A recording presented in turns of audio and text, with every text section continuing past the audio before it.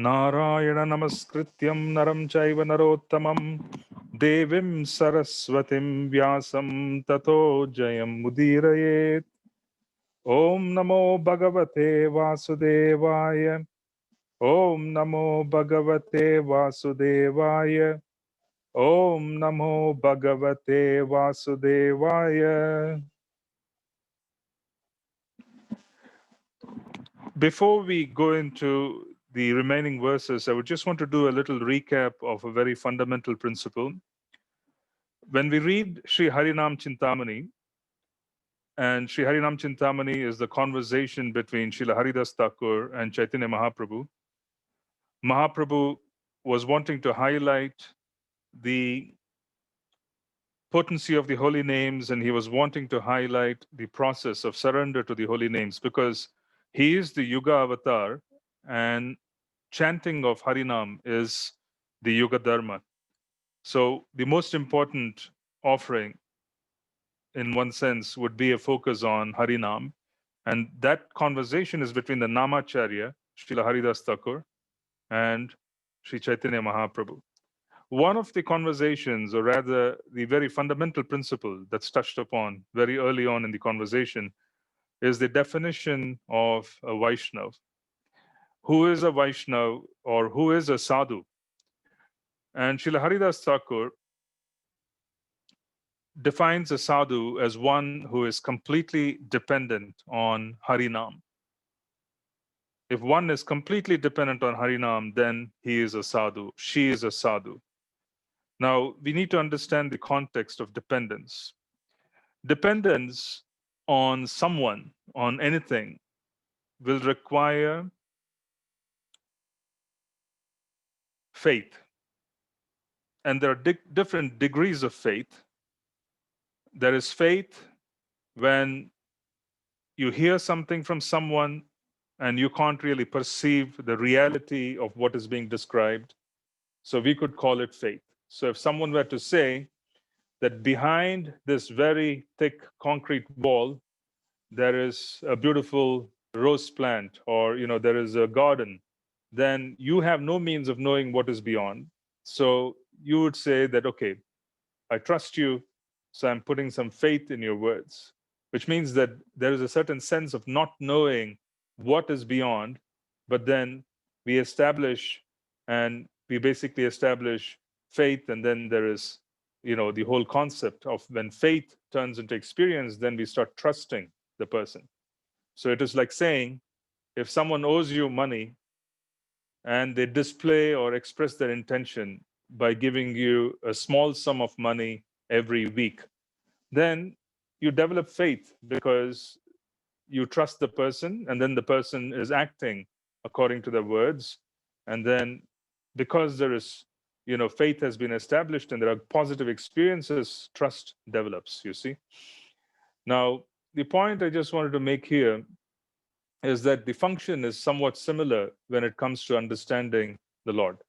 So there's the first experience of coming in touch with someone who has already had an experience, and they are carrying faith in their hearts, and that faith is transferred to us.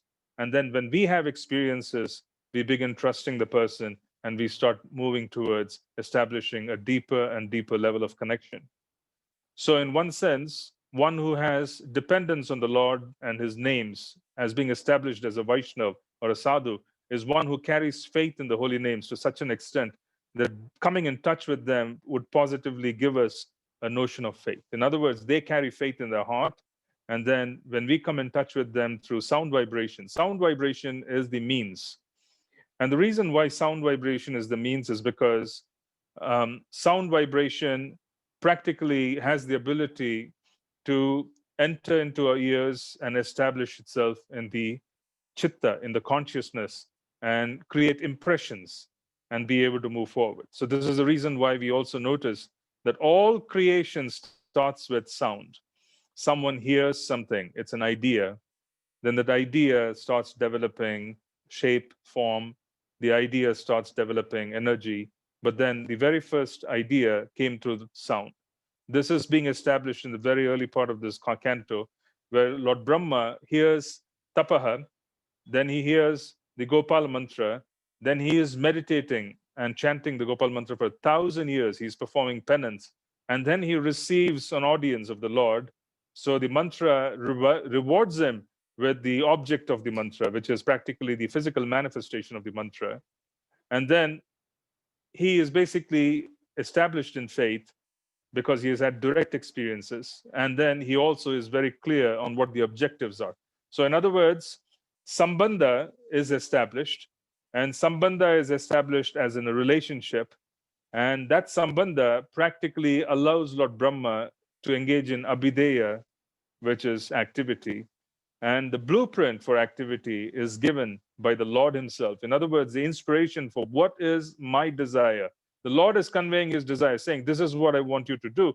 So, in the early part of the chapter, sorry, the canto, we see Lord Brahma searching for answers. And towards the end of this canto, we see him starting the process of creation. So, he's convinced. And between the beginning and the end of this canto, he's practically going through certain transformations by coming in touch with the potency of the Lord through his names. And then through Nam, he has a vision of the Lord, and he is also able to receive instructions from the Lord. And as a consequence, his Abhideya, his activity, is extraordinarily concrete because the blueprint for activity comes directly from the Lord. And this is exactly what is being established by Srila Haridas Thakur when he says a sadhu is one who is completely dependent on Nam. When you become dependent on Nam, when we become dependent on Harinam, and we put all our effort in chanting Harinam, at that point in time, life begins transforming. So you practically create a society. In other words, paramparas create societies around them. That's the power of the mantra that is motivating the parampara. For us, the mantra is Hare Ram, Hare Krishna, Krishna Krishna, Hare Hare, Hare Ram, Ram Hare Hare, the Harinam. For us, the mantra is the Maha Mantra. For the Sri Sampradaya, there is Om Namo Narayanaya. Yeah. Then I think the Pushti Margis, who belong to one of the two Sampradayas, the Rudra Sampradaya or the Vishnu Swami Sampradaya, they have Sri Krishna Sharanam Mama. So there are different mantras. And when the mantra itself is being chanted, an entire community is created. There is an entire system that is developed, and all of this has its origin in the mantra. So this is what Srila Prabhupada did. He chanted the mantra in Tompkins Park, and before him, his guru chanted the mantra, and before him, his guru chanted the mantra, and all the way up to Lord Chaitanya dancing on the streets of India, in different parts of India, South India, Eastern India, through the forests of Jharkhand, then through in the Dham, Vrindavan Dham, and of course in Jagannath Puri.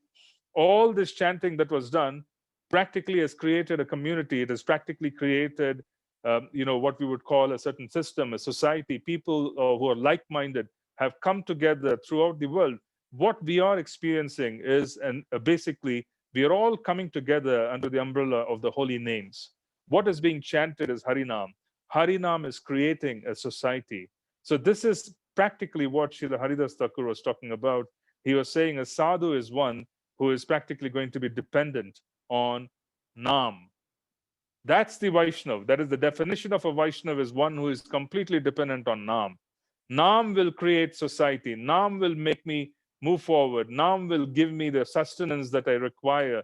Nam will create the society. Nam will practically manage my future. In other words, what we are aspiring for the future is already being set into motion when we are coming in touch with Nam. And sadhu is one who is inspiring us to chant Nam because they chant Nam with great inspiration. They carry the motivation of wanting to chant Nam. Why? What is the quality of this motivation? What is the meaning of all this motivation? How is it possible that one could motivate us to chant Harinam? The reason why someone could motivate us to chant Harinam is because they have interacted with the Nami. Nama Naminoho Abhinnatvam. There is really no difference between the name and the Lord. And when we chant Harinam, we are interacting with the Lord Himself because there's no difference. So there is Sambandha that's being developed. When there is very deep Sambandha, one actually knows their position in the spiritual sky.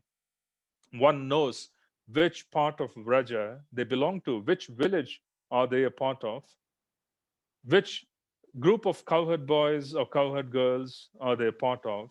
Yeah, there is what we would call a leader of cowherd boys. There's a leader of cowherd girls. They all have different groups, and there are so many different groups in the service of the divine couple. And then they would also know the very specific service that they have to engage in. And all of this is revealed in due course by coming in touch with Nam. Now, this sambandha is held in the heart of a sadhu. A sadhu who is chanting Harinam with very deep knowledge of his own existence in the spiritual sky will carry a certain reality in their hearts. And that reality is practically extraordinarily transformative. It is transformative because it's pure, it is unsullied, it's pure, it is unsullied with material aspirations. As a consequence, the whole aspiration of the sadhu when it's calling upon Nam, he doesn't have any distortions. There is no refraction because it's passing through a medium which is somewhat, I would say, defective. There's clarity. Cheto darpana marjanaha. They're able to see who they are in the mirror of the heart. Yeah, there's more to this, but the point is that Nam reveals their existence, and this is true sambandha. Sambandha essentially means that you know everything. And as you know more and more and more of your existence of the spiritual sky, the experiences of being in the spiritual sky practically would be conveyed through sound vibration when such a sadhu is chanting Nam or when they are describing the spiritual sky. Because these are real. These are real impressions. They have real experiences. This is no longer faith. It's in the realm of experience. Faith is required when you do not know. This is, you know everything.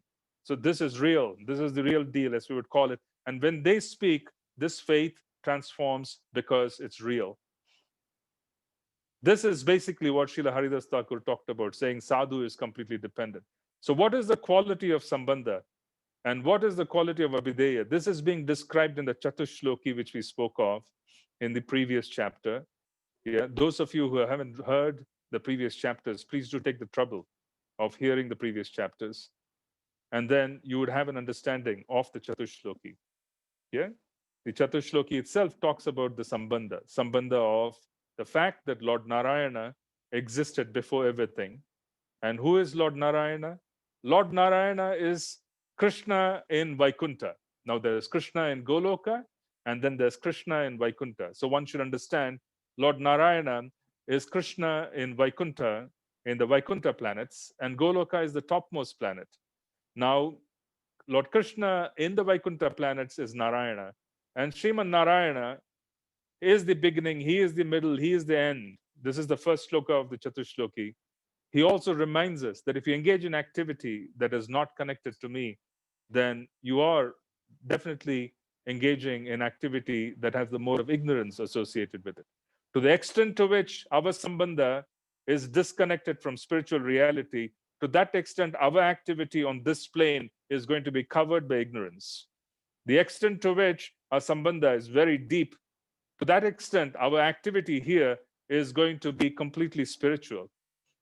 Yeah. So that's the difference. The idea is how much do you know about your existence in the spiritual sky? Because if you know your existence in the spiritual sky, you cannot operate here normally. You would be operating with the consciousness of someone who is aware that this journey is a snapshot. Yeah. We use the word snapshot because it's not an extended journey. It's simply a snapshot in time. And you can call it 100 years, but even 100 years is a snapshot. In eternity, 100 years is nothing. It's a blink. It's probably less than a blink of an eye. Now, this is a snapshot. The sadhu realizes that this is a snapshot. He is fully aware of his eternal life. And as a consequence, while they exist in this body, they are actually interacting with the spiritual sky. This is the gift of Srila Rupa Goswami. This is the gift of Mahaprabhu, which was conveyed to our acharyas. We can exist here and interact with the spiritual sky whilst being in one of these material bodies. Because to the extent to which our sambandha has developed, to that extent we will interact with Krishna.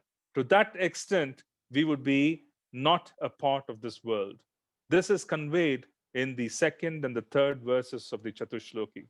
One can be in this world, yeah. One can be in this world, or in one sense, you can be here but not be a part of it. One can be here but not be a part of it. This is being conveyed in the third verse. Just as much as the Paramatma, he is in the spiritual sky, the localized version of the Lord is in our hearts, and he is interacting with the soul. And then there is the whole idea of the fact that if you're seeking happiness and if you're seeking eternal happiness, that quality of happiness has to do with knowledge of the remaining three verses. We have spoken about it in the past. So I just wanted to touch base again, because if you don't have context of the Chatushloki, we will not be able to understand Srimad Bhagavatam as it is intended to be understood. The Chatushloki practically is the origin of Srimad Bhagavatam. Yeah, that was what was conveyed in gist. And if we don't understand the principle and the whole aspect of the gist, we would not be able to extrapolate, expand upon the meaning, and understand rest of the Srimad Bhagavatam, which in itself, is so many different verses, so many verses. So in that particular 4 verses, this fact is being conveyed, that there is the beginning, there's the middle, and the end, and Sriman Narayana is in the beginning, in the middle, and the end, which means everything returns back to him in his expansions. If there is activity on this plane which is not connected to him, then that activity is in ignorance, which means if we act in zero sambandha, which means that's complete ignorance, which means that you're acting in destruction. The extent to which one has deep sambandha, to that extent, their activity on this plane would be profound. Then the third, you could practically interact with the spiritual sky whilst being in this body. This is being spoken of in the Bhagavatam. That is the third verse of the Chatushloki. One could exist as the super soul exists in the body, qualitatively becoming one with the super soul. And just as much as the super soul exists in this body and is not affected by this body, it's a contamination. The body is a contamination. The body is a contamination. Yeah. So that contamination doesn't affect the super soul. The soul, if it assumes or rather develops the same qualitative oneness with the super soul, has the ability to remain aloof, and in that particular condition has the ability to retain its spiritual identity and to interact with the spiritual identity even in this world. It's unaffected by action. This is why there is no effect of karma, so to speak, for a pure devotee, simply because they have no sambandha in this world. Their sambandha is with Krishna, but they're using everything in that particular consciousness for the service of the Lord. This is why there's absolutely no karmic reaction whatsoever, regardless, because their sambandha doesn't exist. Yeah, they don't have any kind of connection. They don't have a relationship here. They operate in this world. Yeah, you operate in the world, but you're not of the world, as they would call it. You see, you operate in the world, but you're not of the world. You don't belong here. We don't belong here. This conditioning was basically imposed upon us by the body, but we start acting upon it. We start doing things here. But if your consciousness within is very clearly attached and very clearly lucid in terms of who you are, in terms of your connections with the Lord, then why would there be any kind of issue? You can be in this body as many lifetimes as you want. That is why, for a pure devotee, being in any kind of state is perfectly fine. They can be anywhere. They can be in hell, they can be in the heavens, they can be in any kind of body, and they won't be affected. We see this in the Srimad Bhagavatam. The sambandha doesn't disappear if you go through the 6th canto, yeah, the chapter about Vritasura, the extraordinary, gigantic, demoniac, I would say, body of that personality. Even though the body was demoniac, the sambandha was so deep that he had never forgotten his connection to the Lord. This is why the 6th canto is so important. It is so important. It is mentioned in so many different places. You can hear about the glories of Vritasura. This is associated with, the Narayana Kavacha and everything else. You can hear about it in so many different Puranas, and it's being quoted so often simply because of the fact that this is establishing the third shloka of the Chatushloki, that you could be in a demoniac body and not be affected by it. You could act externally, impelled by the body, impelled by your environment. You tolerate the circumstances of that environment and you act upon it, but yet you are not affected by it because your sambandha is so deep. That was proven in the 6th canto. You can read it. That is why that particular chapter, that particular incident is extolled, and it is heard in so many different Puranas and so many different scriptures. It's quoted so often by our acharyas simply because the body doesn't impose itself if Sambandha is very deep, because the personality himself was a great personality. He was a great servant of Lord Ananta, Sankarshana himself. So he was a great servant of Lord Sankarshana along with Lord Shiva, and he was cursed to become a demon. But the demoniac body did not really impinge, or rather influence and change and modify his consciousness. He was able to retain it. Yeah. So this is very powerful to hear that the demoniac body did not have any what we would call as influence. Why? Because he wanted to remember, and the Lord helped him remember. This is 15:15. He wanted to remember, the Lord helped him remember. 15:15. Those who want to forget, they would be given help. 15:15 of the Bhagavad Gita. Whoever wants to forget the Lord, they would be helped by the Lord. Yeah, he is situated in the heart. He would assist them. Those who want to basically, forget, the Lord will help them as well. So Jaya and Vijaya, they were forced to forget, so they became Ravana and Kumbhakarna, Hiranyaksha, Hiranyakashipu. They forgot, yeah, because that was what they were supposed to experience. But this personality, even though he came back in a demoniac body, he didn't forget.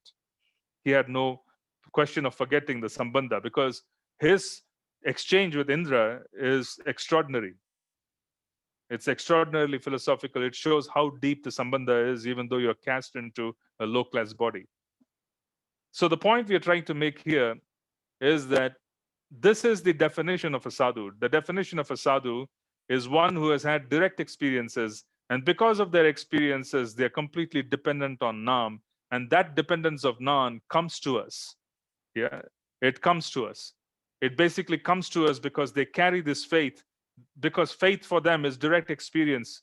And this quality of faith practically is driven to us through sound vibrations, enters into our heart, destroys our ignorance, and establishes itself, and we develop Sambandha. Yeah. But this is no ordinary matter. We should not trivialize it. We should not trivialize it as in thinking that we are already there, unless we steadily are able to show steadiness in devotional service and are able to make progress. We should not trivialize this. It is not a trivial matter to have very deep sambandha in the spiritual sky. That is why our acharyas have given falashrutis in so many different scriptures. They have practically said that if in your heart there's no other desire other than wanting to stay in Vrindavan and chant Harinam, then you will see the visions of the pastimes of the Lord in Vrindavan. This is spoken of into so many different poems and writings of our predecessor acharyas. So unless one is able to experience it directly, one should not really fall into a trap of thinking they're already there, because we could mistake our situation quite very much. So it requires a little bit of care in being able to understand where we are. And that requires us to follow the prescription of the acharyas, where they say that, you have to see this and you have to see that. They have given us many delineations. And then one can be understood to have wanted to be in Vraja. What is the meaning of being in Vraja? The meaning of being in Vraja is there's no other desire. This is the fifth principle of the five principles. First is sadhu sangha. This sadhu is carrying faith because he has had experiences. This is practically experiences. Yeah, there's no question of faith for him. It is experiences. But because we come in touch with him, our quality of faith increases. Then we chant Nam, and then we read Srimad Bhāgavatam, because Nam gives us mercy so that we could read Srimad Bhāgavatam. Srimad Bhāgavatam gives us mercy so that we could chant Nam. And then we go on to basically the areas of deity worship and wanting to live in the Dham. These are five different principles. So wanting to live in the Dham and experience the Dham literally means that there are no other desires other than wanting to live in Vrindavan, which essentially means that they have the ability to experience what our predecessors have experienced. Our predecessors have experienced a few things here in the Dham. They have made a note of it. Unless we are able to experience it, we shouldn't really think that we are there.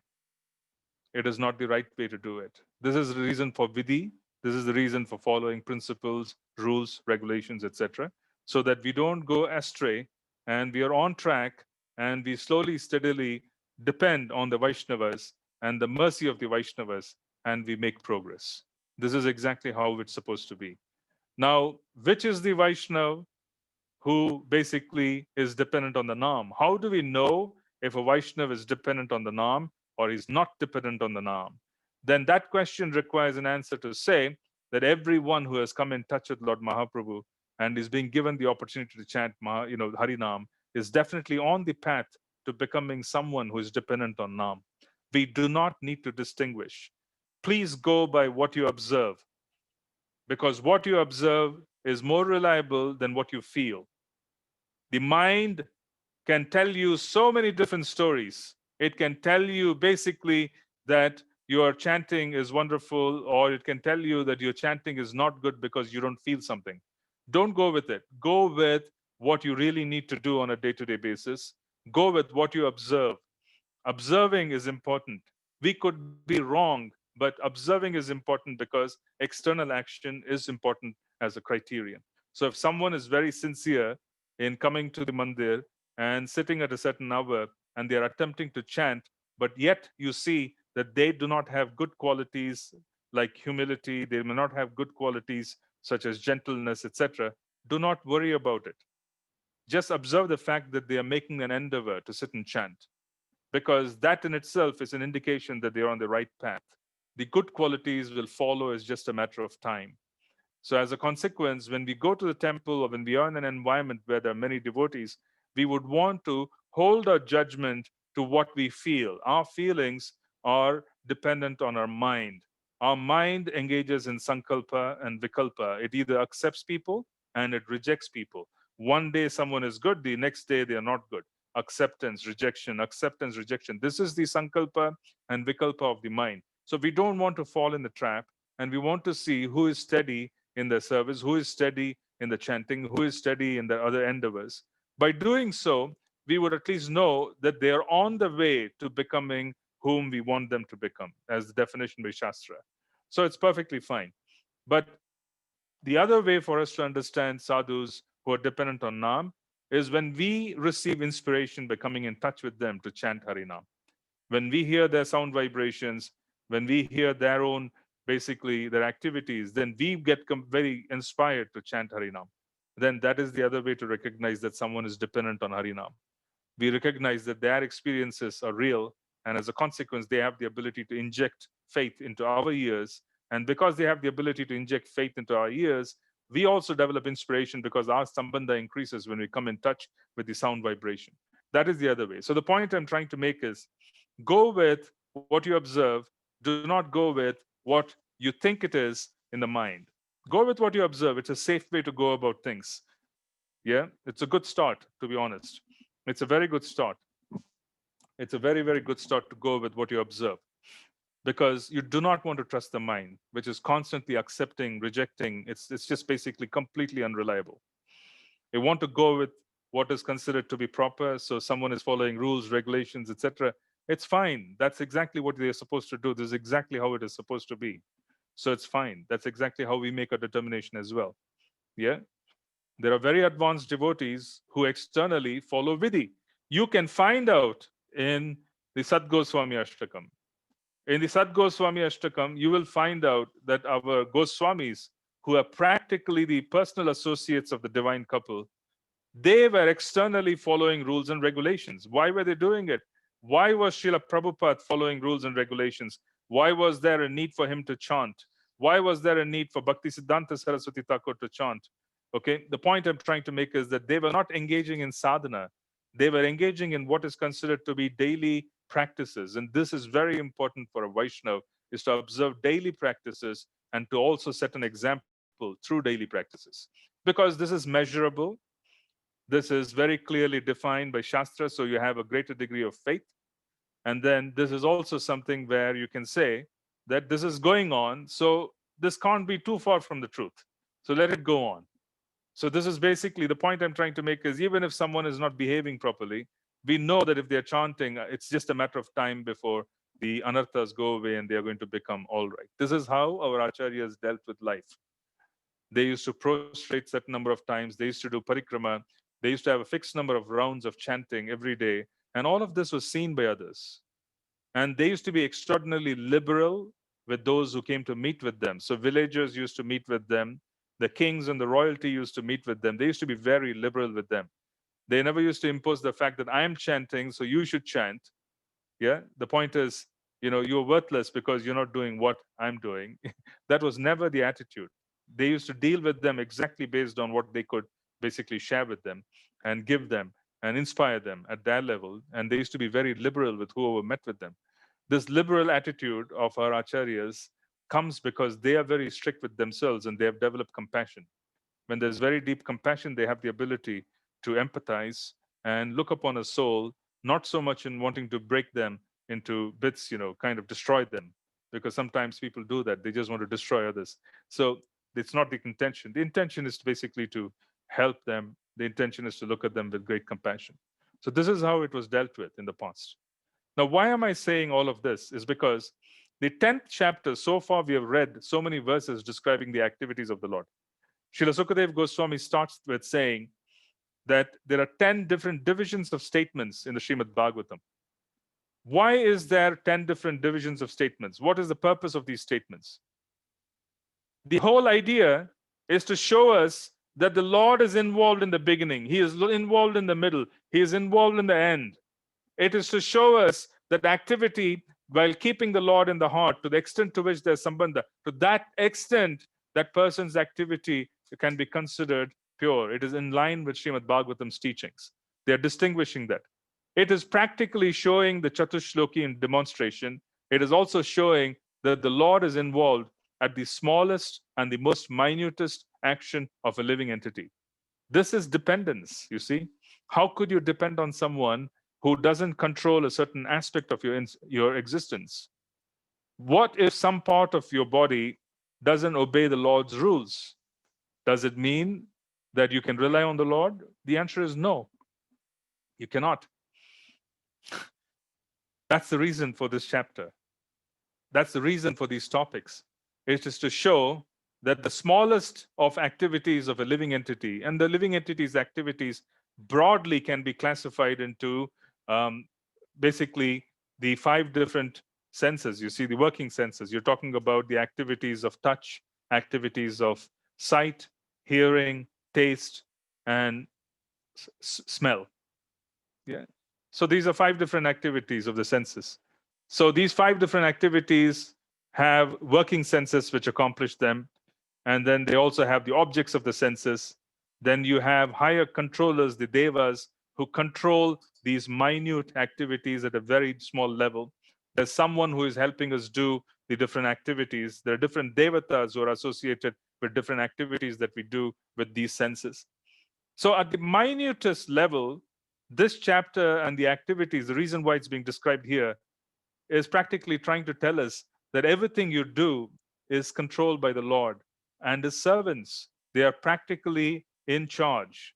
As a consequence, it is to give us confidence. You can depend on Him completely. You can depend on Him completely. This is the whole idea. The theme is to depend on Him. Yeah? Because dependence is the quality of a sadhu. Dependence is the quality of a Vaishnav. So Vaishnavas depend on Harinam. They depend on the chanters of Harinam. How do you depend? You depend because you have had experiences. There's very deep sambandha. There's love. As a consequence, you are completely surrendered to the object of love. You basically give yourself and say that, yes, this personality loves me. As a consequence, I am submitting myself. They can do anything they want because they love me.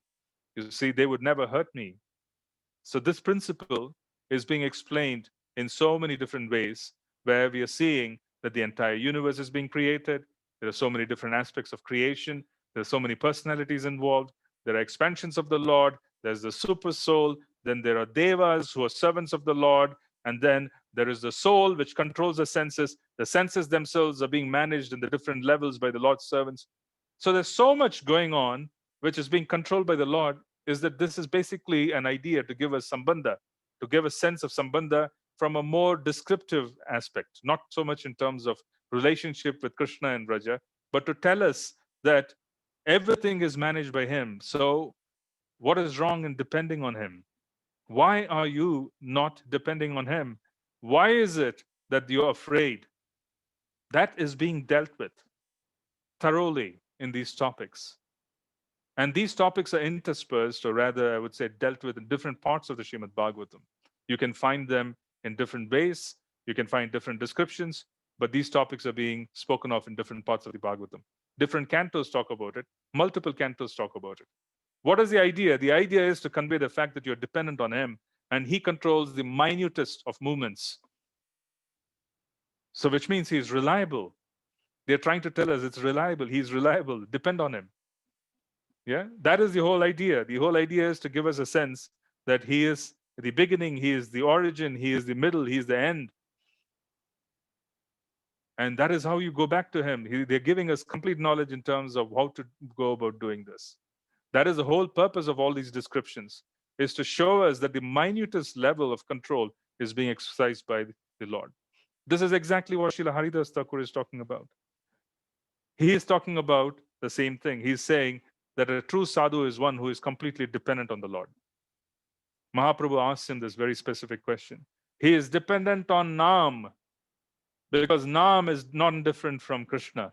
When you call upon Krishna, the word Krishna brings Krishna into the atmosphere because it's non different. It's non different. That is being conveyed by Srila Haridas Thakur. So is the case with this particular chapter. So we want to understand how these things are interlinked. Yeah, we want to understand how these things are interlinked, how a theme is being brought forward. And if we keep these this theme in our mind, then we will find it quite easy to understand how the Srimad Bhagavatam is being structured to bring us closer and closer to a level where we can fit into the description given by Srila Haridas Thakur. We can say that we are dependent on the Lord. We are completely dependent on the Lord. Yeah? Then that is the condition of a sadhu. So Srila Haridas Thakur's intention was that is dependent on Nam. So when we are calling upon Nam, we are dependent on Nam. Yeah? Because Nam is Krishna and Krishna's expansions right through the minutest of activity is being managed and controlled. That's the whole purpose. So let's just read through this verses. We stopped at 13 last week. I just want to continue with 13 onwards, and we will see how much we can cover before 7:30. Then I can open up for questions. Just give me a moment, please. That's 20 minutes more. Yes, I'm on verse 13, chapter 10, second canto. I'm just reading the translation. The Lord, while lying on his bed of mystic slumber, generated the seminal symbol, golden in hue, through external energy, out of his desire to manifest varieties of living entities from himself alone. This seminal symbol and golden in hue, yeah, this is basically the Lord's manifestation of his glance on material nature. Material nature has the different elements. Material nature has the functions of the elements. But material nature, while it's dormant, does not have the capacity to interact. It requires life. So when the Lord is impregnating the material nature through his vision, that vision takes on a personality. Everything about the Lord is a personality. He is very personal. If he is glancing at material nature, that drishti takes on a personality that is Lord Shiva.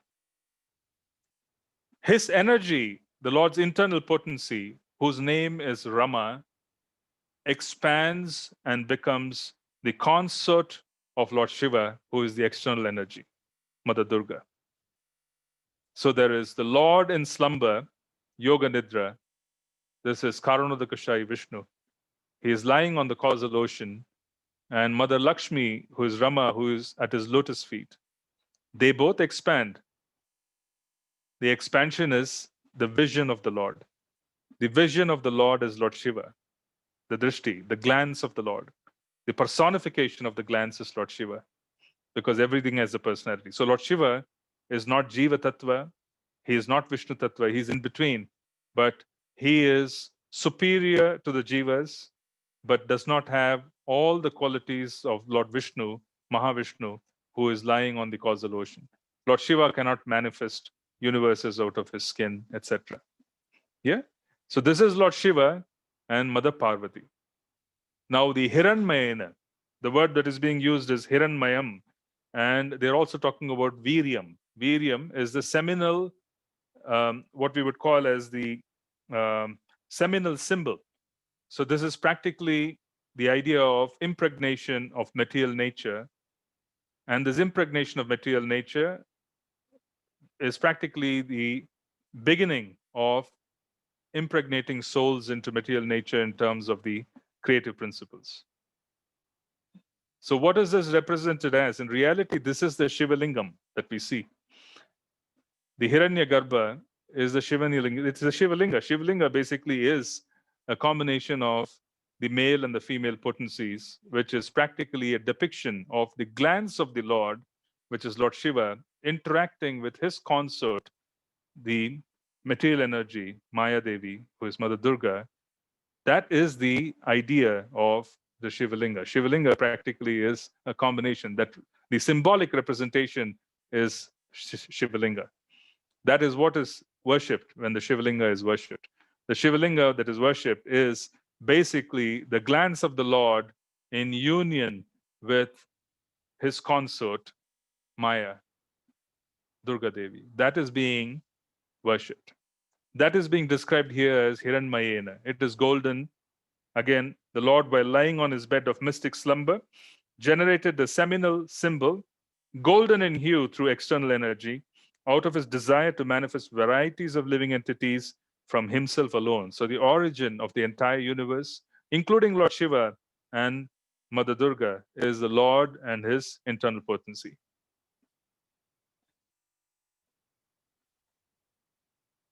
Just hear from me, verse 14. Just hear from me how the potency of his lordship divides one into three, called the controlling entities, the controlled entities, and the material bodies. So the material body is Adi Bhautik. The controlled entity is ourselves, the souls, Adhyatmik. We are the residents of the material body. So we manage the senses, and then the senses and us, we are managed by the devas, controlling entities. Yeah? So we are existing in a material body where the senses are somewhat under our control. We basically want to interact with the world through our senses. We hold the instruments in our hands, in other words, we interact, but we ourselves are controlled by servants of the Lord. Yeah? We are controlled by servants of the Lord because none of the functions of the body are independent. They are not independent at all. From the sky situated within the transcendental body of the manifesting Mahavishnu, sense energy, mental force, and bodily strength are all generated, as well as the sum total of the fountainhead of the total living force. So basically, he is the total living force, but then he separates into sense energy, mental force, and bodily strength. He is separating. These are the separated aspects of the Supreme Lord because he is the total living force. Yeah? He is the total living force. As the followers of a king follow their Lord, similarly, when the total energy is in motion, all other living entities move. And when the total energy stops endeavoring, all other living entities stop sensual activities. So we practically are seeing everything is being supplied by him. If there's prana in the universe, that prana has its origin in the total living force. The total living force is the Lord himself. The separation is the prana that we experience, the living force that we experience. So when he stops something, everything else will stop because there is no endeavor that is continued if he stops endeavoring in one sense. The living force being agitated by the Virat Purusha generated hunger and thirst, and when he desired to drink and eat, the mouth opened. Yeah? So this is basically a description of the Virat Purusha. Virat Purusha means the interaction of the three different modes of nature with inert matter that is controlled by the different devas. The devas themselves are controlled by the Lord himself. Now imagine this in terms of a personification. That personification is the Virat Rupa, the universal form. what we described before. There is the material body, there is the living entity, and then there are the devas. The devas themselves are controlled by the Supreme Lord. Yeah? This entire manifestation of how the different parts of the body are controlled by the Lord and his servants is manifested in form of the universal form, the Virat Rupa. So when he desired to drink and eat, the mouth opened. They're basically saying that it is his desire that basically the mouth opened. From the mouth, the palate became manifested, and thereupon the tongue was also generated. After this, all the different tastes came into existence so that the tongue can relish them. Yeah? So the tongue and the principle of taste requires moisture. You see, have you noticed that if you go through a circumstance where your mouth becomes dry, you can't taste anything properly? Because the principle of moisture comes from Varuna. And the same Varuna, the demigod Varuna, controls the oceans and all waters around the universe. He is the Lord of the waters, and he is also in charge of moisture that one experiences in the ability to taste things. So if there is taste and there's proper taste, then it is being managed by the controlling entity, which is the Adi Devic manifestation. It is Varuna. Yeah. So in our tongue, if we feel that there's a certain taste, it's because it's moist. You see, a dry mouth basically does not have the ability to taste much. It requires Jala Tattva. Jala Tattva is the water principle. Yeah. If you, without water, you can't really taste. So as a consequence, that water is being controlled and managed by Varuna himself. And Varuna is one of the devas. So this is an example. When the Supreme desired to speak, speeches were vibrated from the mouth. Then the controlling deity, Agni, was generated from the mouth.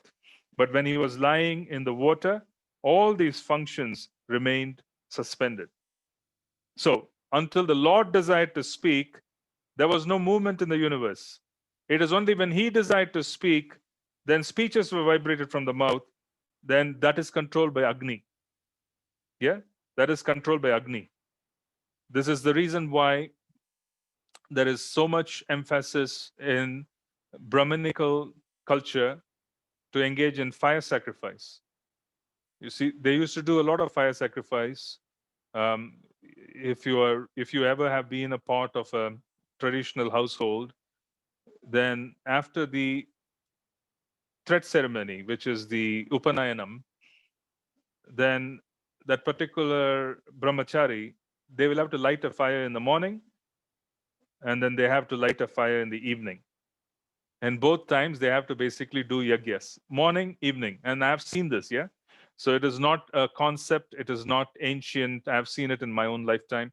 The point I'm trying to make here is this is exactly how they used to function. The reason why they did that was because mantras and the ability for us to be able to transform and the ability to digest anything and everything comes from the principle of fire. You can't really transform a certain principle and then create anything. You need fire for you to be able to take the fire. You need fire for you to be able to manifest the situation. Yeah. So that basic principle of fire is contained in the speech. Energy is there. So that is being spoken of here. That when he desired to speak, then Agni manifested. Just as much as Varuna controls water, Agni controls fire. And again, here we are talking about the Adi Bhautik, which is the principle of either tasting in the previous verse or speaking in the present verse. And the previous verse, the Adi Daivik was Varuna. In this verse, the Adi Daivik is Agni. And the Adi Bhautik is the principle of either the tongue in the previous verse or here, the principle of speech, the mouth. Thereafter, when the Supreme Purusha desired to smell odors, the nostrils and respiration were generated. The nasal instrument and odors came into existence, and the controlling deity of air carrying smell also became manifested. Vayu. Yeah. So when he desired to smell odors, then the principle of smelling is controlled by Vayu. Yeah. So the principle of smelling is controlled by Vayu. and the deity, because he carries the odors from one place to another. And as a consequence, smell also became manifested. Thus, when everything existed in darkness, the Lord desired to see himself and all that was created. Then the eyes, the illuminating God's Son, the power of vision, and the object of sight all became manifested. So, in one sense, material energy is just complete darkness. When the Lord desires to see, his vision is represented by the sun. He is situated in the sun globe. And when the sun is manifesting, then the darkness dissipates. But this is the Lord desiring to see. Yeah, the Lord desiring to see. Um, I just want to share this little trivia. Years back, one of my very dear god brothers, I don't want to mention names, but he used to be one of the most prominent mridanga players of Aindra Prabhu. And once the two of us were sitting in Gitanagri, and we were just chatting up when Guru Maharaj was there. And at that time, someone had donated an entire set of, I would say, chanting beads to him, which were shaped like mridangas. And he had lost it. He had kept it somewhere, misplaced it. So he was just sadly telling me that I misplaced that I really liked those beads. And I really wanted those beads. I just liked it. I missed out. I misplaced it. Then I came up with this thought, because I have a tendency to basically think a little bit different in terms of, I was involved in certain things even then. Then I told him, the sun can see everything. So you should go before Radha Damodara in Gitanagri, and then taking their blessings, you should pray to the sun god, because he can see everything. He will somehow or the other locate your bead bag with the beads. Then he took my suggestion very seriously. So he went before Sri Sri Radha Damodara, and he started offering worship, and said, taking the blessings, he started offering worship to the sun god, requesting him to assist him in getting back his chanting beads. Within 1 hour, someone found the beads and they got it back to him. So it was a principle that the Lord, when he wants to see, he sees through sunlight, and he sees through the sun god. And as a consequence, the rest of the material creation is completely dark. It's just darkness. Unless the Lord wants to see, it's just darkness. Even if there is moonlight, it's a manifestation of light from the sun god. So the point is that there is the sun god, which is the eyes of the Lord. So we say Soma, Surya, Agni. These are 3 different, what we call visions of the Lord. And all the eyes, his eyesight is described as the sun lord, sun god, sorry. So when the sun god manifests, the darkness dissipates. And as a consequence, he is able to get what you would call as, people are able to see, and everything else is basically manifesting because of the vision. So this is basically a verse which describes his vision. If he wants to see, we get to see. If he doesn't want to see, we don't get to see. That's the point. By development of the desire of the great sages to know, the ears, the power of hearing, the controlling deity of hearing, and the objects of hearing became manifested. The great sages desired to hear about the self. Yeah. By development of the desire of the great sages to know, the ears. You see, the ears, the physical ears, that is not being spoken of here. What is being spoken of here is the principle of hearing. So, for instance, the principle of hearing is very closely associated with realizations. When you hear and you develop realizations, it means the principle of hearing is being blessed by the Guru. This is real hearing. This is not about the principle of the physical ear. The physical ear could be very beautiful, but then it may not function because the principle of hearing is tampered with.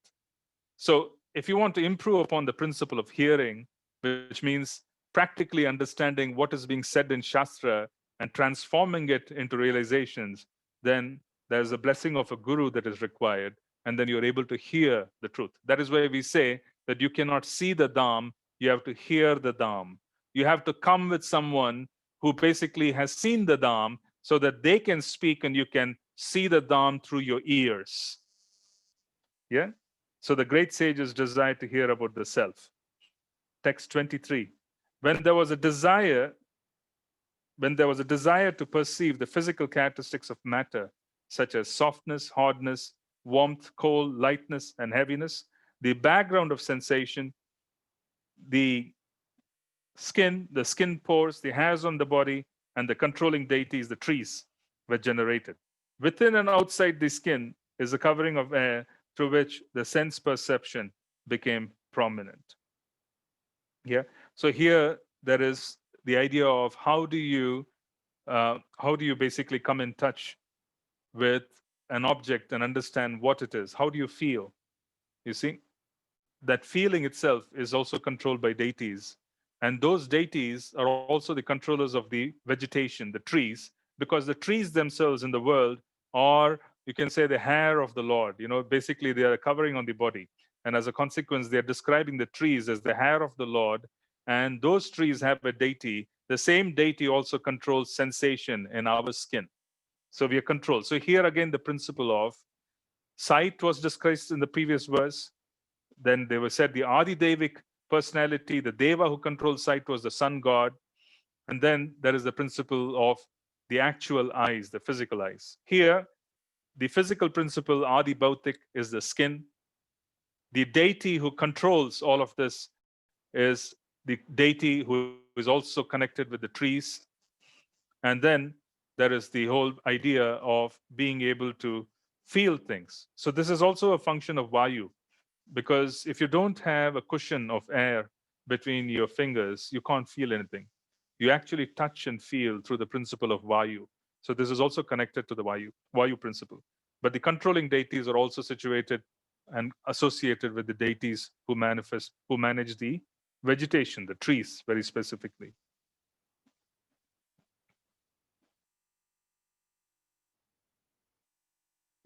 Text 24. Thereafter, when the Supreme Person desired to perform varieties of work, the two hands and the controlling strength, Indra, the demigod in heaven, became manifested, as also the acts dependent on both the hands and the demigod. So, when he desired to perform varieties of work, you have to use your limbs, your arms. So, the arms are controlled by Indra. So, Indra is the Adi Devik, arms are Adi Bhautik, which is basically the body. And then the desire to perform varieties of work comes from the Supreme Lord. Yeah? So these are two different things. The function of doing things, the hand, and then you have the Deva. The hand is Adi Bhautik, the Deva is Adi Devik. So if you want to do something with your hands, you're dependent on both the Adi Bhautik, which is the hand, and Indra, the Deva, who controls the hand. If you have to see something, you're dependent both on the sun god, Surya Dev, and you're also dependent on your eyes. So you're dependent on the Adi Bhautik, you're dependent on Adi Daivik. Same principle. Thereupon, because of his desiring to control movement, his legs became manifested, and from the legs, the controlling deity named Vishnu was generated. By his personal supervision of this act, all varieties of human being are busily engaged in dutiful occupational service. Yeah? Yagyaha. This is called, the name of Lord Vishnu in this verse is Yagyaha. Yagya. Yeah? So the movement is being controlled by Lord Yagya, who is Lord Vishnu. And the legs are Adi Bhautik, the deity is Lord Vishnu. If you want to move forward with your feet, if you have to have gati, then both Lord Vishnu and the leg, which is Adi Bhautik, have to cooperate. Text 26. Thereupon, for sexual pleasure, begetting offspring and tasting heavenly nectar, the Lord developed the genitals, and thus there is a genital organ and its controlling deity, the Prajapati. The object of sexual pleasure and the controlling deity are under the control of the genitals of the Lord. So this is practically the original principle of pleasure comes from the Lord, but here the Adi Bhautik is the genitals and the Adi Devik is Prajapati. So All of this has to cooperate for one to practically experience any activity in that area of life.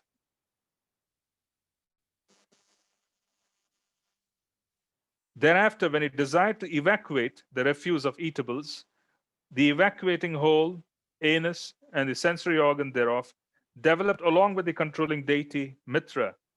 The sensory organ and the evacuating substances are both under the shelter of the controlling deity. Yeah? So even the function of eliminating waste from the body is controlled by a deva, Mitra.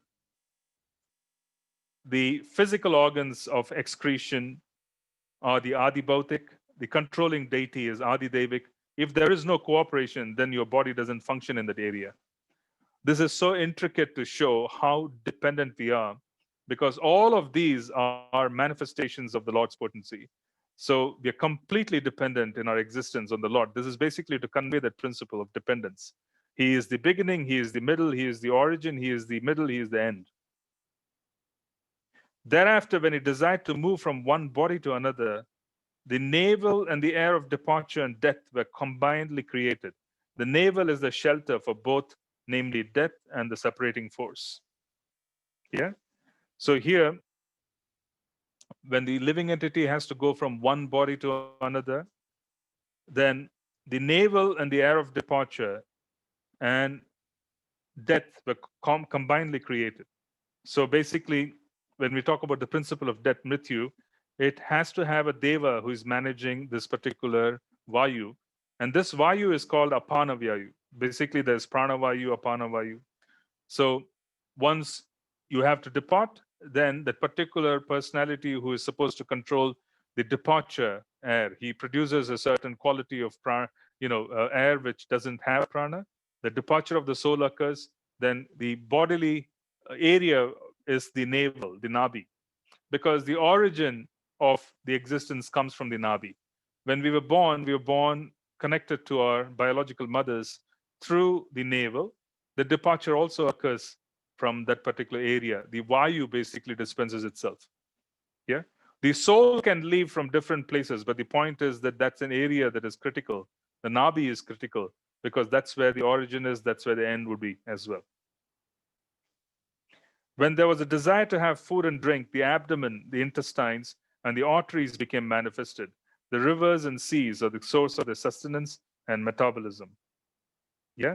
So it's quite interesting that the rivers and seas that we see outside, the physical rivers and seas, they are the representation of the Lord's, what we call as the abdomen and the intestines, and they are also the Adi Devic potencies. Yeah. They control the whole idea of food and drink.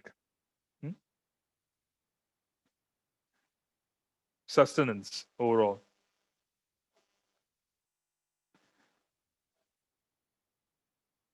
I'm going to end with this verse, the verse 30.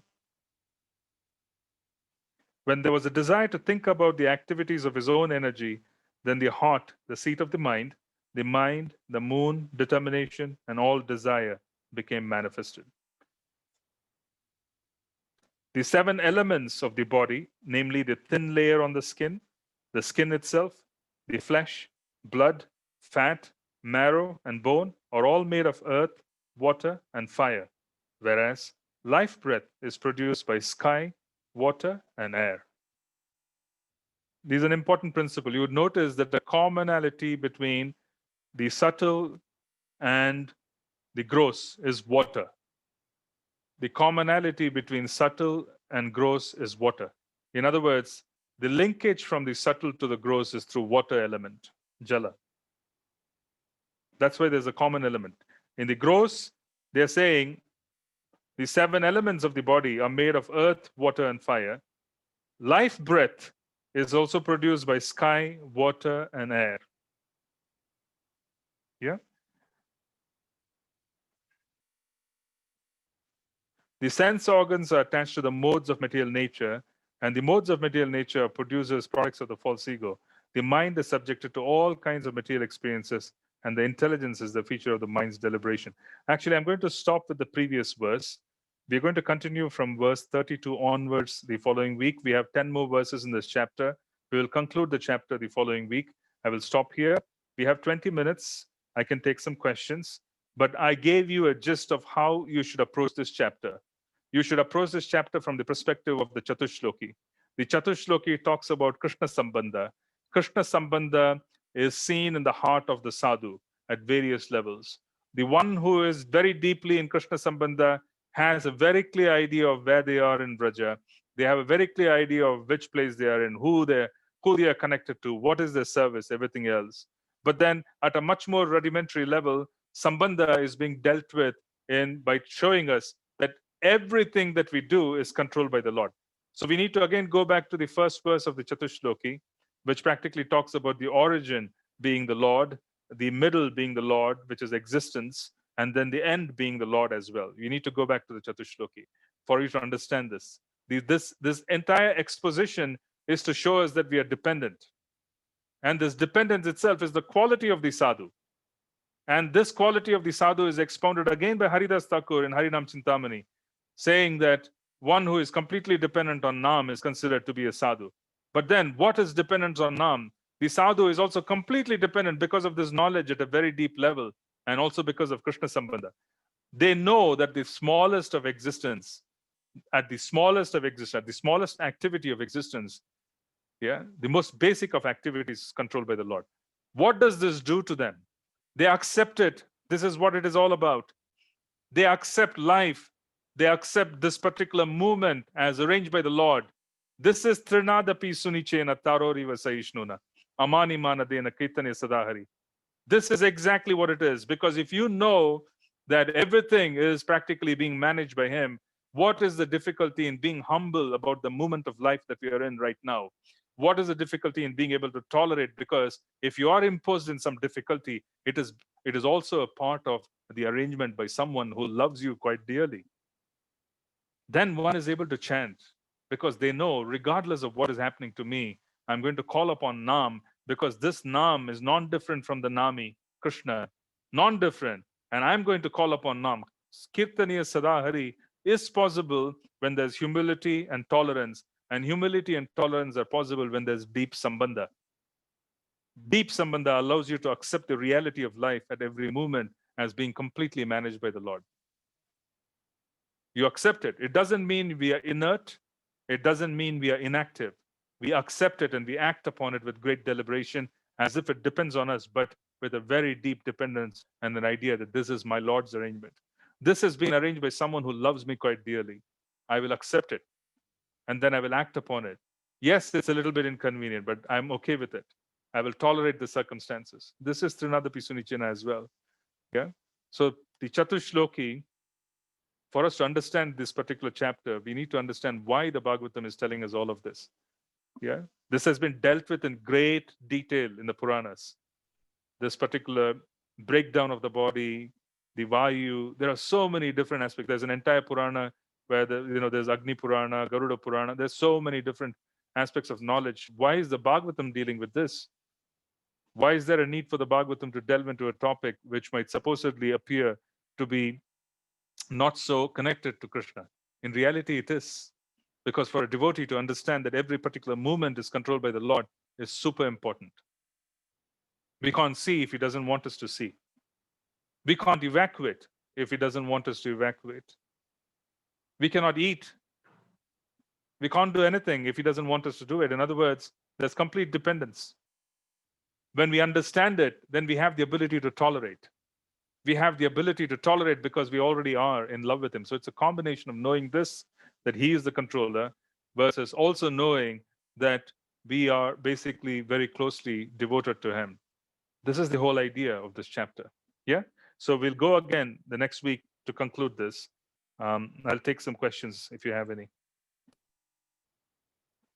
Hare Krishna Prabhu, thank you for a very, very nice class, very enlightening.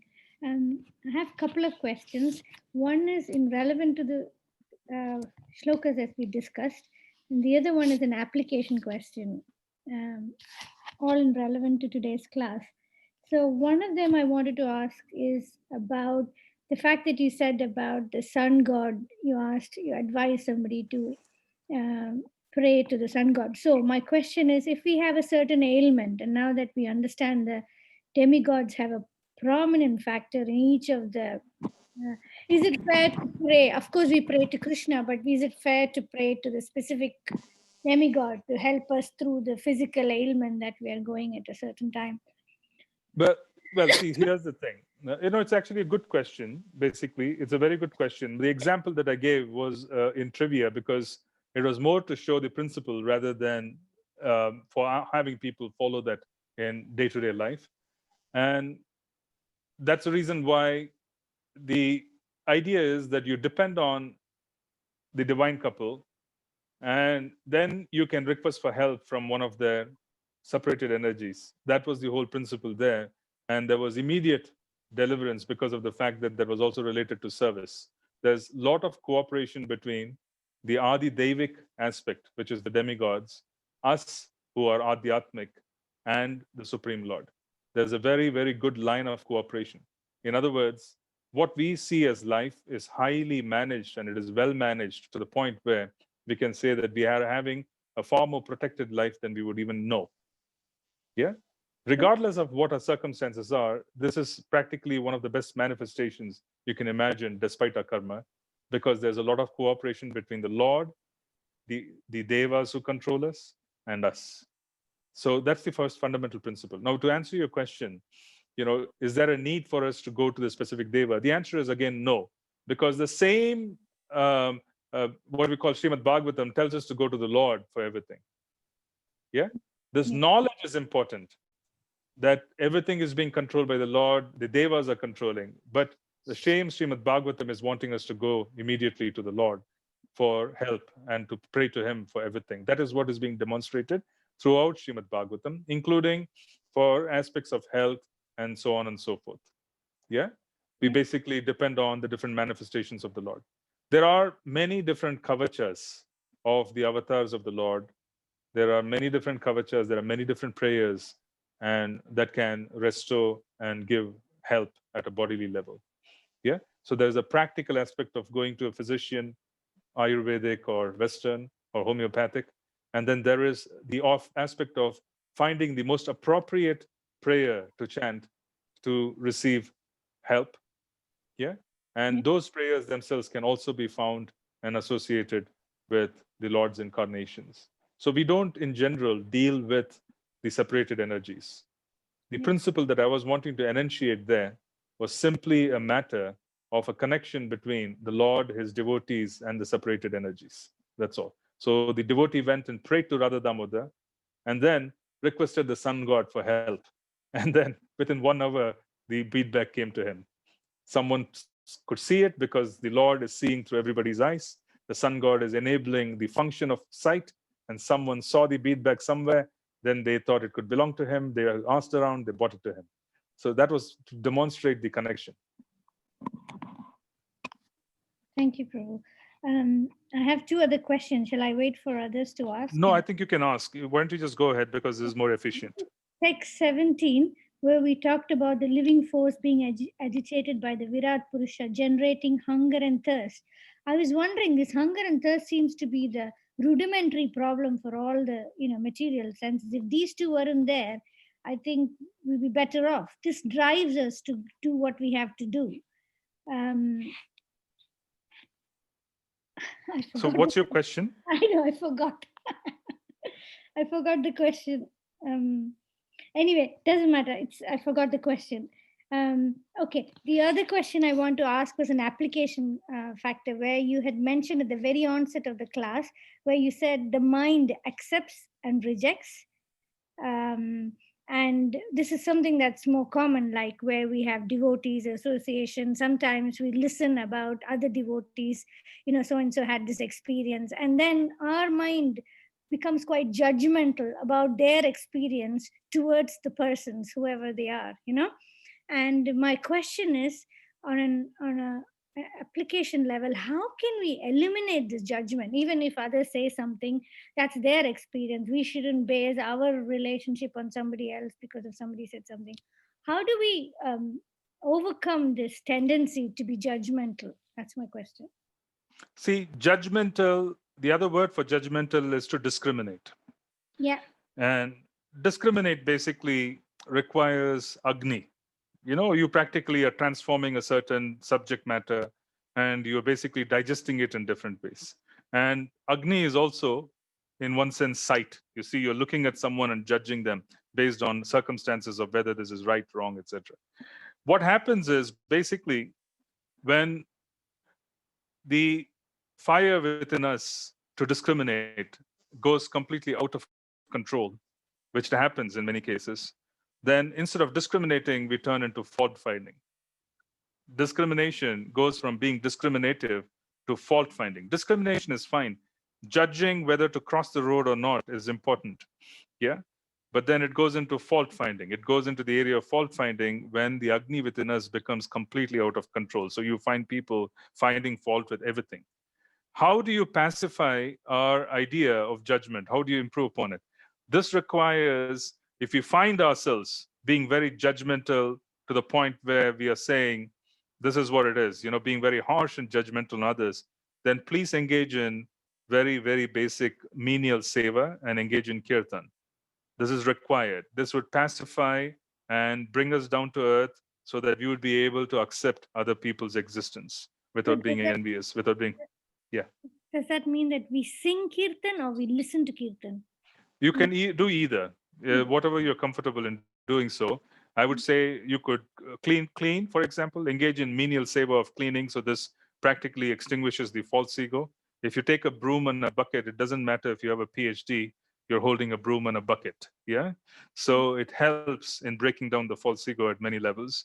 And then you also basically work towards hearing kirtan so that you're coming in touch with the reality and the softness of the Lord in terms of his holy names.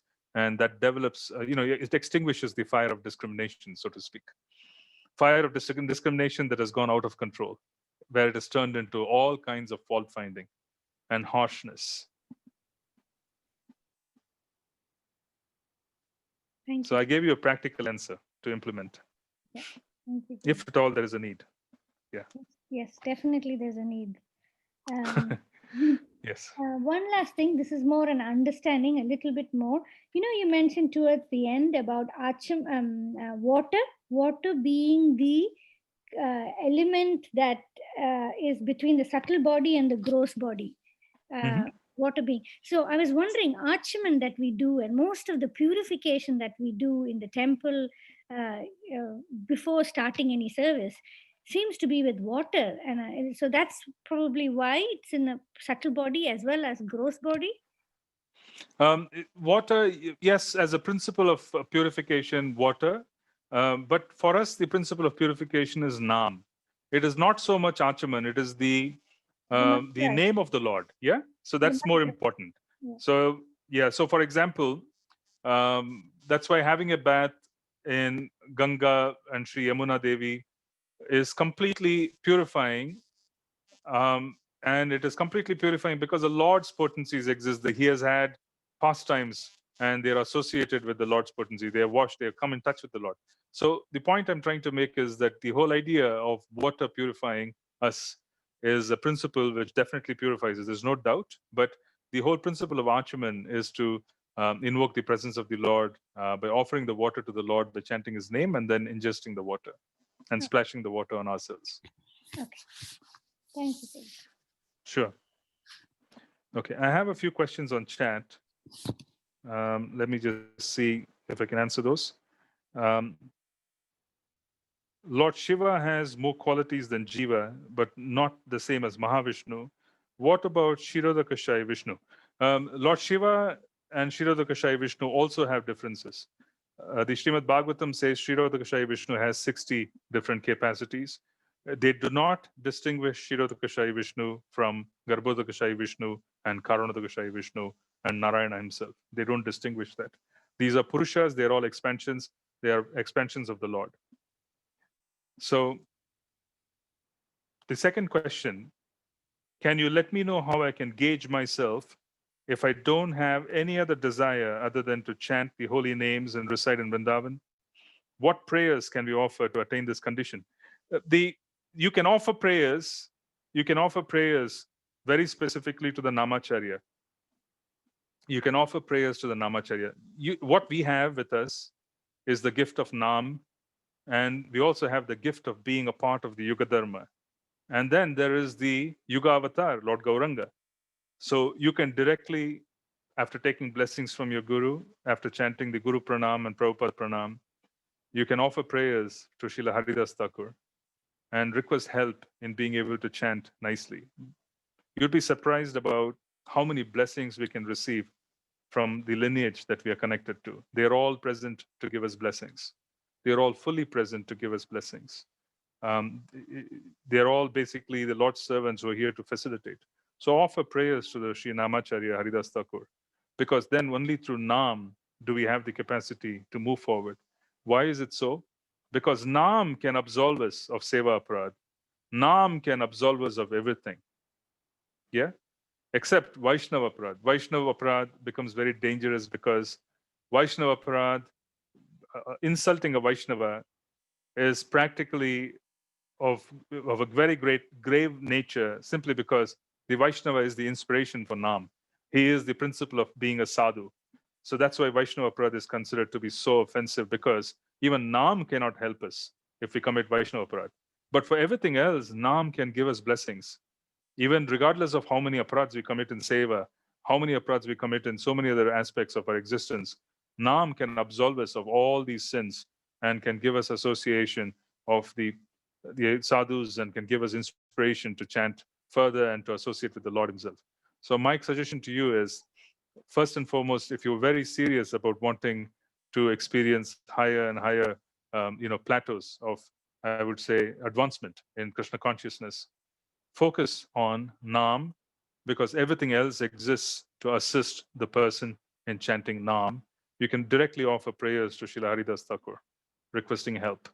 Then you can read the shlokas and the sutras, and the different poems written by our predecessors. You will notice that they are begging for qualities that will allow them to chant Nam. That is what they are begging for. Look at it from the perspective of what they are asking for. Why are they asking for a certain quality? Why are they berating themselves? Then you will find out that they are basically getting very hard on their own qualities because they want to chant further. They want to go deeper into Nam. So that's what you should do. Okay. Third question, when we know the Supreme is controlling everything, including diseases or anything else which happens to us, then should we just not tolerate instead of praying to resolve issues or cure diseases? There's a difference. The answer is to tolerate after prayers. So we do everything as if it depends on us. So for example, if we have a disease, then we go and see a physician, and then we do what is practical. We have the medicine, we try different modalities of medicating ourselves and fixing the issue. But then what we also do is we offer prayers, understanding that it is connected to the Lord. We just don't deal with the physical principle of fixing the disease. We understand that the body parts and their function and their dysfunction and everything else is being managed by the servants of the Lord, who in turn are controlled by the Lord. So we go to the Lord for that purpose. So after doing what we have to do from a practical purpose, we also surrender to the Lord and accept and tolerate the circumstances. But we need to do what is required. That includes praying to the Lord. Yeah. Praying to the Lord can be in circumstances such as, if it is inconvenient, it is going to hamper our services, then why not ask for help so that we could move forward? Why should we think that, oh, he knows best? Yeah. We don't want to be inert. You see, we don't want to be inert. We are not Shantabhav devotees where we are just inert. We are very dynamic in our interaction with the Lord. We accept our condition, but we also approach the Lord and we beg for mercy, saying that, yes, I have done my bit, dear Lord. If you so desire, let me be freed from this. After this prayer, if the problem continues, we accept it, we tolerate it. That is what we need to do. But we should do our best, is the principle.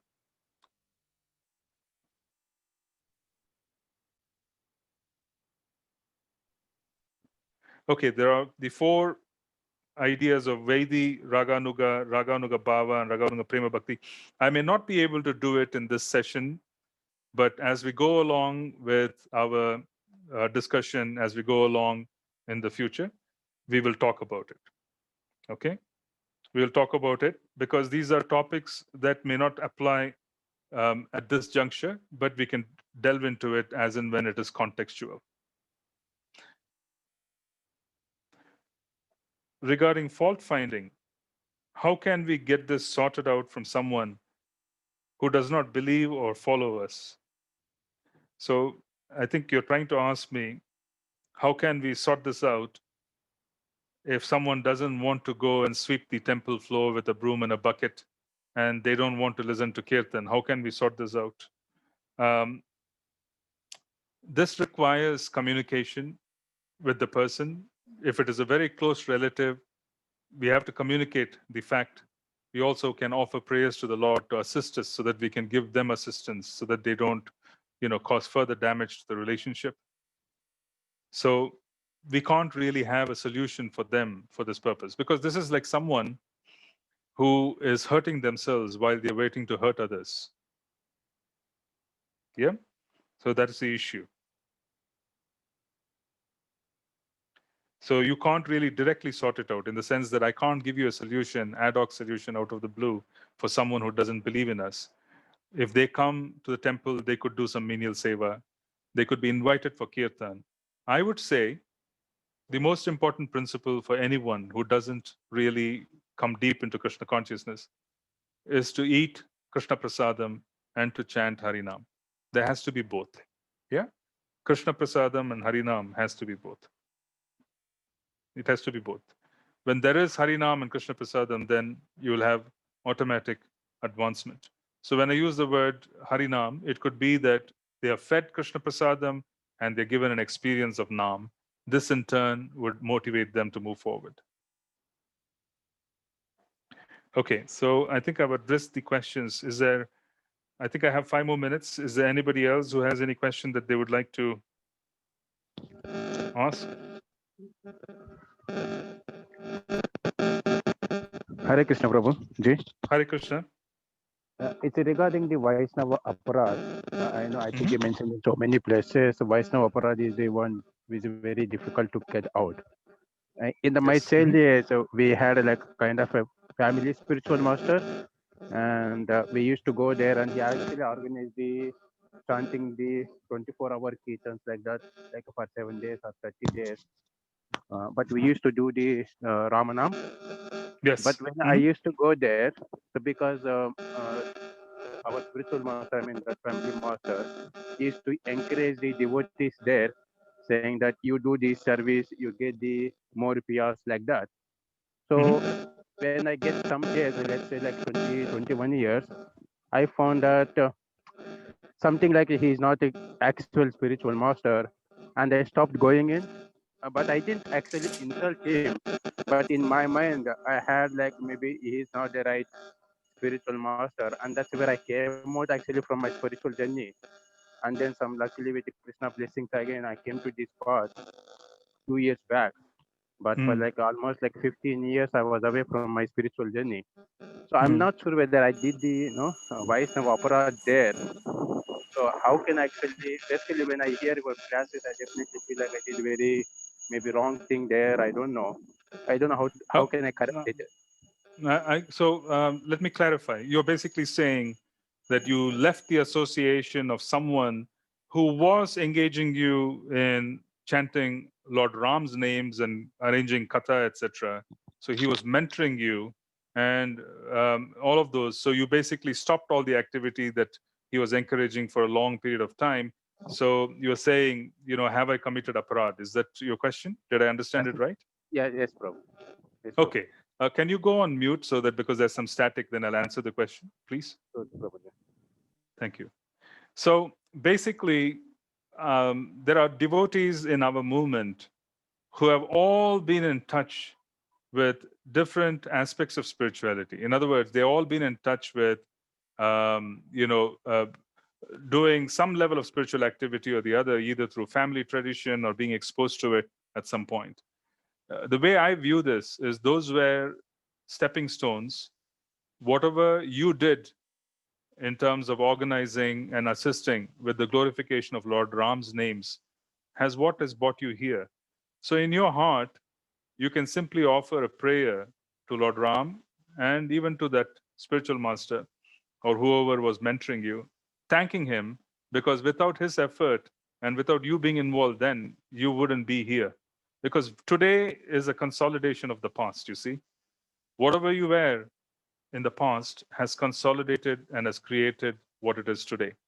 So you can be grateful to those who took you closer to the Lord's incarnations, brought you closer to organizing, the glorification of Lord Ram, etc., because that has obviously played a huge role and helped you come to where you are today, even though there were gaps, etc. So you can just in your heart offer a thank you and a prayer as you stand before Srila Prabhupada and your altar and so on and so forth. You could do that. That will be adequate. Just understanding that, accepting and being grateful for that is in itself enough, is the point I'm trying to make. Sure.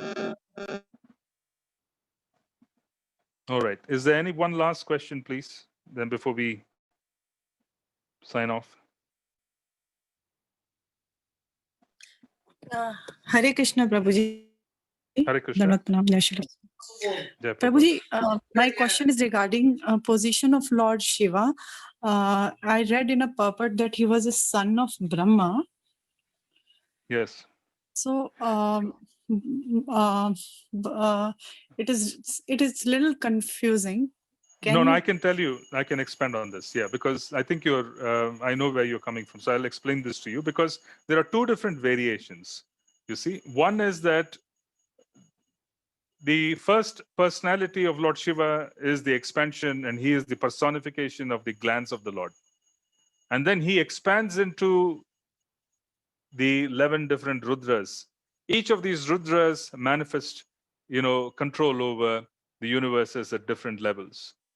Yeah. So what we are looking at is that Sri Kailashpati Shiva, whom we see here, is not the Shiva who expanded from Lord Vishnu and who is the consort, who is basically the Shiva that we speak of here as the glands of Mahavishnu. From the glands of Mahavishnu, there have been expansions of Lord Shiva. Each universe has a Kailashpati, Shiva and Mother Parvati, etc. So the point which I'm talking about is there are expansions from him. So the expansions from him are those who appeared from Lord Brahma, through the agency of Lord Brahma.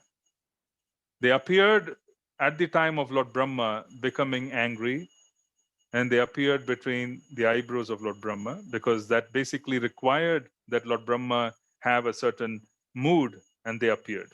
So that is the origin, and then there's the expansion. Does it make sense? There are two different things. Yes, Prabhuji. So the further question is, in each universe, from Brahma's eyebrow, Shiva is appearing like that? Yeah, you can say that. In each universe, there's a Rudra and there's a Rudrani, and then there is the principle of them managing the universe as, they have their own roles there. But what I was referring to is the original expansion from Mahavishnu, and that is the original Shiva, Lord Shiva. You can read about it in the 5th canto when we go there. We'll talk about it more. And the 4th canto as well. Mm-hmm. And Prabhuji, further is the Brahma is what tattva? Brahma is not Vishnu tattva, right? He is Jiva tattva. So, but spiritual position of Shiva is not Jiva tattva, and Lord Shiva is superior to Lord Brahma. Yes. So then he is superior. He's superior, and then how come he's appearing from a Jiva tattva? No, he is appearance. For example, you will read that Lord Varaha appeared from the nose of Lord Brahma. Does it mean that Lord Brahma is superior to Lord Varaha? Yeah, got it. So, good. So, Prabhuji, but then we do not say that Lord Varaha is son of Brahma, right? We don't say that. No, we don't. But what I'm saying is here, basically, we are talking about the creation. In the creation, the Rudras appear. from the between the eyebrows. Yeah. So this here we are talking about creation as a principle. So there are manasika putras, there are putras who appear because during the creation. Yeah. So there are Yeah. different ways to look at it. So what I'm trying to say is that I've given you a fundamental principle, but we will talk a lot about Shiva Tattva in the fourth canto. We will go into a great depth in understanding his position and understanding everything else. Thank you, Prabhuji. Sure.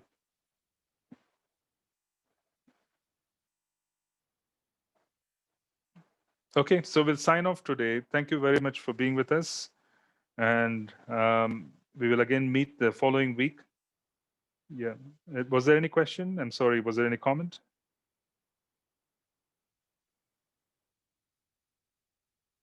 Haribo? Okay, so we'll end today's session and we'll meet the following week. Thank you very much for being with us. Hare Krishna.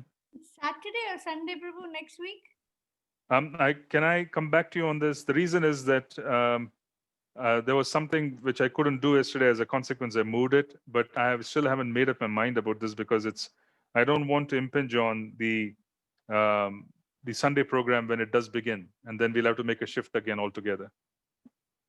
Okay. All right. Thank you. Hare Krishna. Thank you, Prabhu. Hare Krishna. Take care, everybody.